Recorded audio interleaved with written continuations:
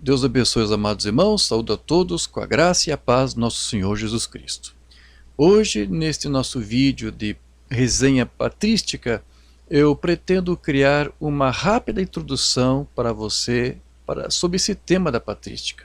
Antes de eu fazer um vídeo com resenhas de sugestões de livros, de obras, como eu prometi fazer aqui nesse canal, eu achei por bem primeiro fazer um vídeo bem rápido, bem curto, para criar uma pequena introdução apenas para explicar esse tema da patrística, sobre o que é patrística, o que é patrologia, e também especificar e expor aqueles principais expoentes que representam os períodos que compõem a patrística, que são os pais apostólicos e os pais apologistas. Eu creio que seria interessante nós criarmos um vídeo com essa introdução para você entender um pouco esse tema.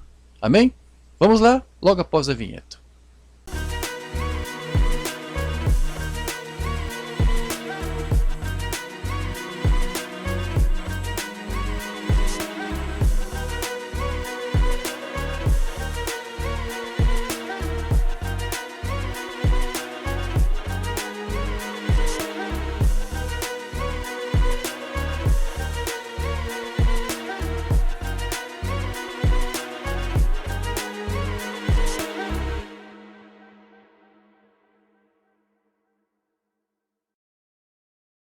A patrística é a ciência que estuda a doutrina dos pais da Igreja, bem como também da história dos dogmas, que na maioria das vezes excede muito o ensino dos primeiros pais. A patrística não deve ser confundida com a patrologia, que é um ramo da história eclesiástica que trata de uma parte da antiga literatura cristã, sendo uma exposição ordenada da vida e das obras destes pais. Sendo assim, enquanto a patrologia lida com a vida e a obra literária desses pais eclesiásticos, a patrística trata exclusivamente da sua doutrina e do seu ensino teológico. O nome pai da Igreja é muito antigo. Foi dado aos bispos no decorrer do século II pela maneira carinhosa com que tratavam seus subordinados. Eles são considerados pais da Igreja por conta de sua antiguidade, visto que eles tiveram contato direto com os apóstolos de Jesus ou mesmo com os seus discípulos. Da mesma maneira também por conta de sua ortodoxia doutrinal, estar em perfeito alinhamento com o ensinamento apostólico e também por sua santidade de vida.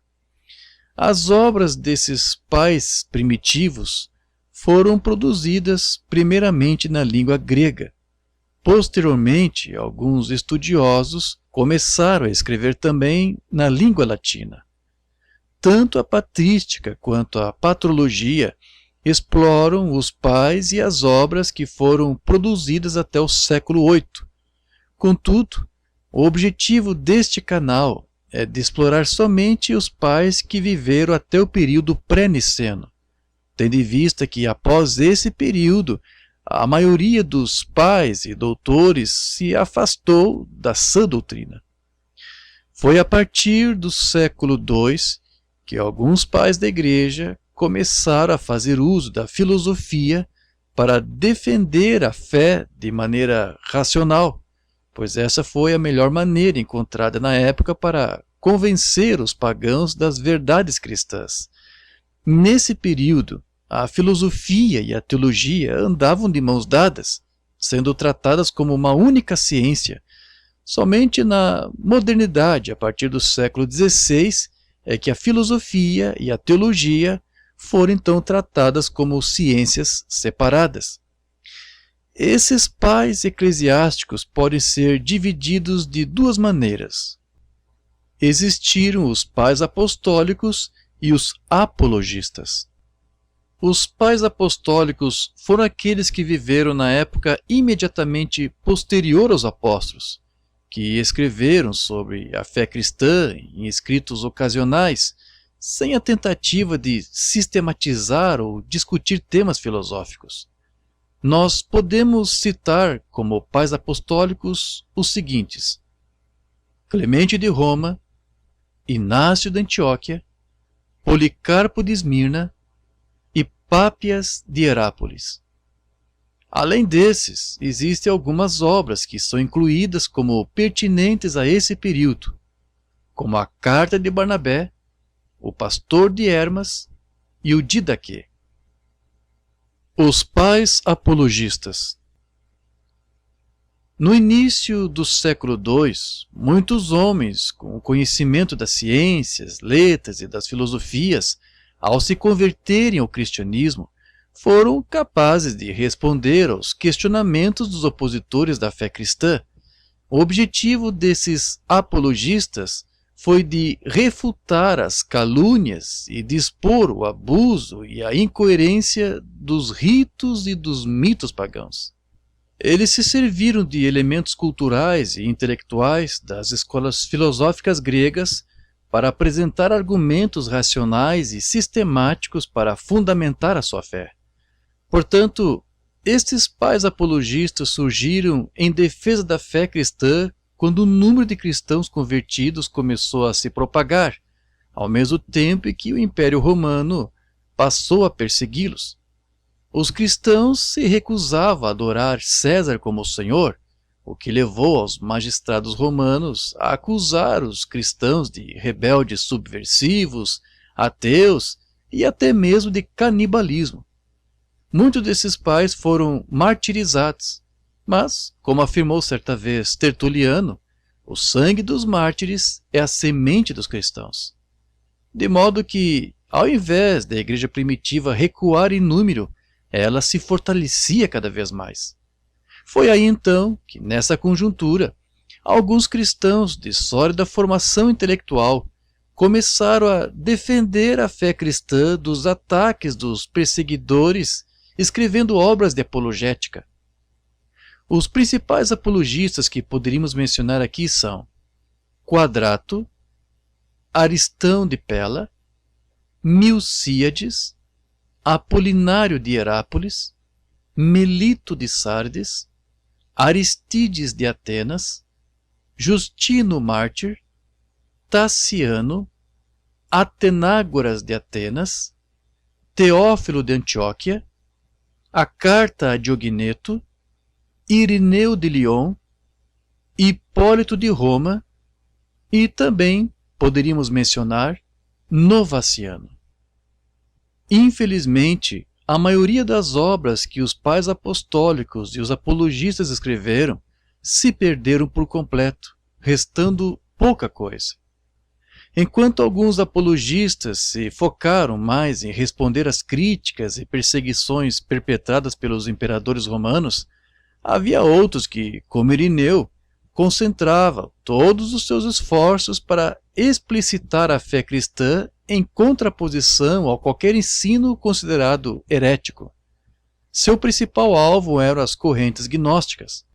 Contudo, é necessário que se crie uma distinção entre alguns apologistas, porque enquanto houve aqueles que defenderam a ortodoxia apostólica, por assim dizer, houve outros que, embora combatessem também heresias, defendiam algumas ideias que não pertenciam exatamente à fé original daqueles primeiros pais, tanto dos apóstolos quanto dos apologistas, defendendo uma doutrina heterodoxa.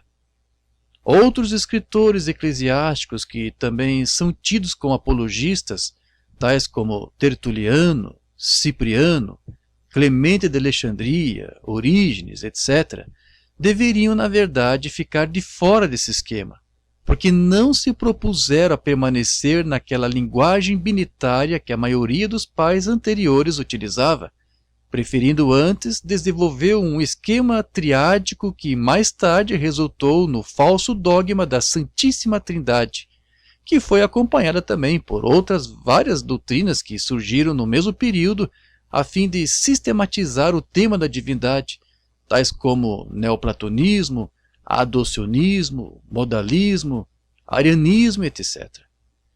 Todo estudioso sincero da patrística admite que os primeiros pais jamais pregaram ou defenderam doutrinas como a que posteriormente a eles foi chamada de Trindade, Mas a desonestidade de alguns lhes faz buscar qualquer pretexto ou declaração fragmentária, seja desses pais ou mesmo das próprias escrituras, para sugerir uma suposta trindade em sua fase embrionária. Enquanto a classe acadêmica interpreta isso como um suposto avanço no amadurecimento da fé cristã, tornou-se na verdade um grande retrocesso, cujo declínio espiritual da igreja se mostrou mais galopante quando, após o Concílio de Nicéia, ela ter mudado de perseguida para perseguidora. Então, meus irmãos, como eu já comentei com vocês, o propósito deste canal, deste quadro que estamos criando aqui, é de trazer para você esse tema da patrística, da patrologia, mencionando também as questões voltadas ao cristianismo primitivo, desde a sua origem, os seus primórdios. Quero tratar um pouco aqui sobre o seu desenvolvimento, a sua propagação, e para isso nós vamos aqui explorar aqui algumas literaturas, alguns livros.